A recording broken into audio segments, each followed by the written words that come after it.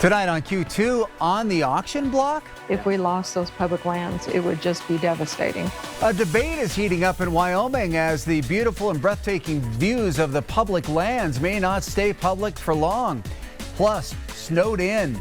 Winter returns with a vengeance to the iconic Beartooth Pass, dropping more than a foot of snow. We'll show you.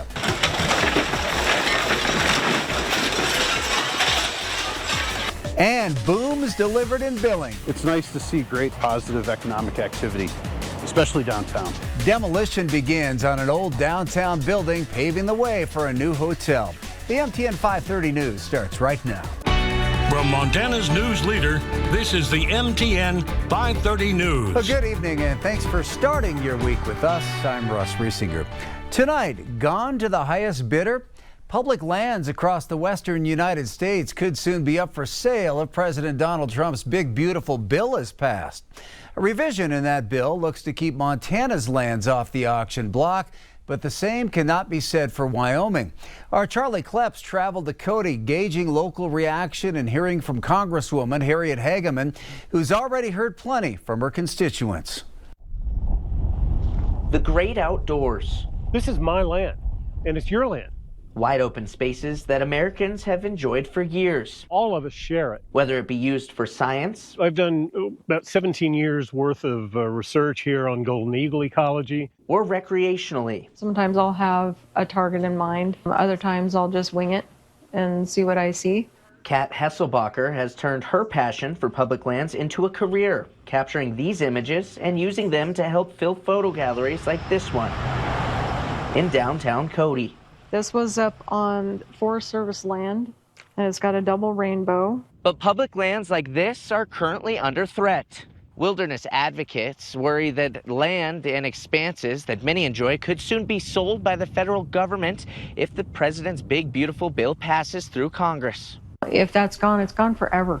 It's important. And so we get pretty concerned when we hear about people maybe just taking it right out from under us. But Representative Harriet Hageman of Wyoming says a large-scale sell-off of our public lands is far from the reality of what is going to happen. It identifies 11 states. It only applies to 0.5 to 0.75%. She says the Big Beautiful Bill itself is very limited in scope, allowing for certain BLM and National Forest lands that would make sense for affordable housing. Much of it near large communities. She also says all states will have a lot to say about which lands are sold. I actually think it's a very good bill. It's why I have come out as strongly as I have in support of it. But Hageman's support has been met with criticism. A packed crowd bombarded the Congresswoman with questions at a recent town hall meeting in Cody, and groups like the Wyoming Wilderness Society have urged their members to voice their opposition to Wyoming's delegation. Hageman says fears over the bill have been exaggerated and says this map showing lands that could be sold isn't accurate, arguing just a fraction of these federal lands will be considered. Well, that's not what this bill does, because the bill specifically gives a percentage. But Wyoming residents worry. Even a fraction is too much, opening the door to a problem that could grow even larger for years to come.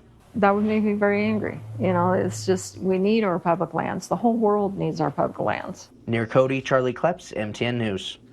Crews continue to clear the Beartooth Pass today after the iconic road was forced to close this weekend. Take a look here. This is why that highway had to close. 12 to 14 inches of fresh snow, whiteout conditions, and drifts were more than 3 feet deep in some areas. Definitely looking more like winter in these photos than the summer we should be enjoying. With a first look at the forecast on this Monday, here's meteorologist Jason Stiff.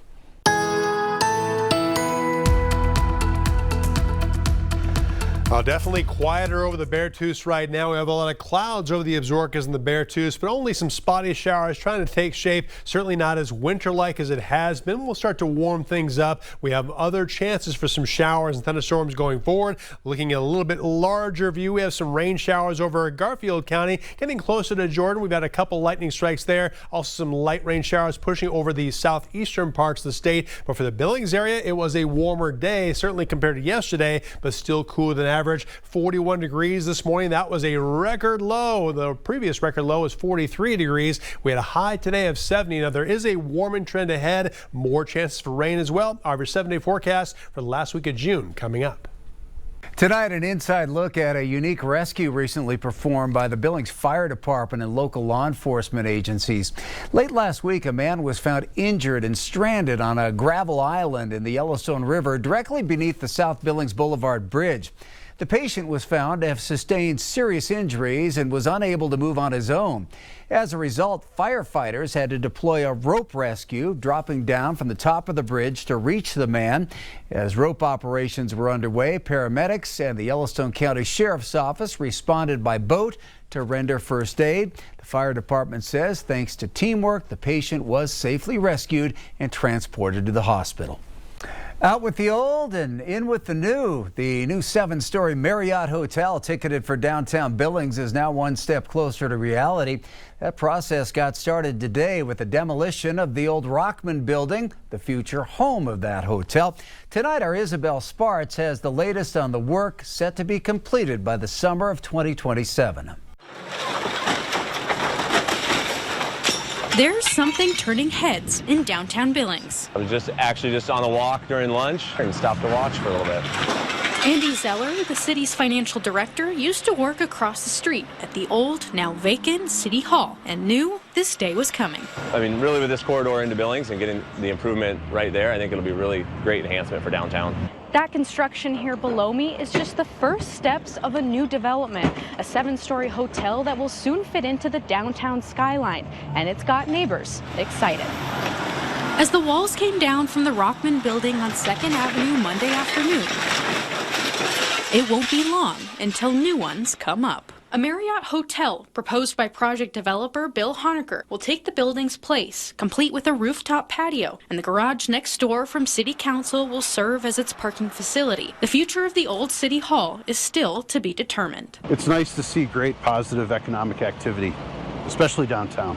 Just next door, the Brevera Bank building gets a front row view to the destruction. Tom Potter with the bank says they're looking forward to the opportunities the hotel could bring. We're very happy about the positive addition that's going to come soon in downtown Billings, thanks to Bill Honecker and his team. While there's cones and fences up now, it won't be long until the area will start to see more business brought in.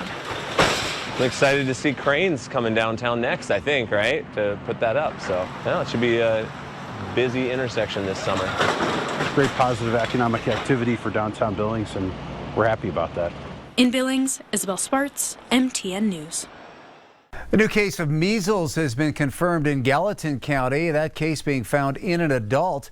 According to the health department, this case brings the total number of confirmed cases in the county to 15. There have been 9 confirmed cases in children, 17 and younger, and 6 adult cases. This case follows 2 confirmed cases in children, also reported last week.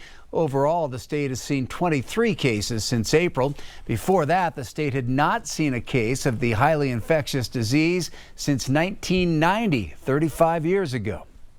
Our Super Senior segment puts the spotlight on what I like to call our more seasoned citizens who are making a difference in their community or just doing some cool things for their age.